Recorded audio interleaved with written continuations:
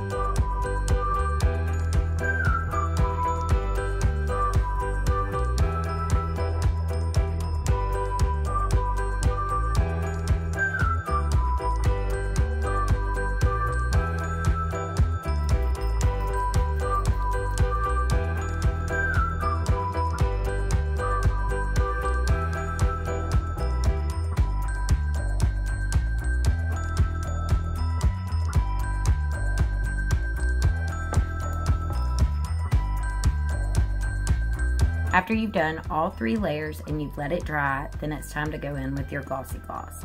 Even if you're wanting to use one of our other glosses, like a matte gloss or the Bougainvillea gloss, you'll always want to put a layer of glossy gloss down first.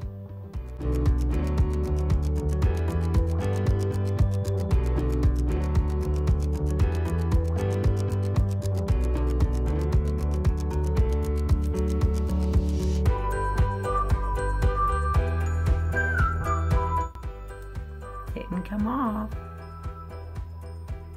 Hey guys, thanks so much for watching my video today on Praline Rose LipSense. I hope you'll check out some other videos and subscribe to our channel to see more.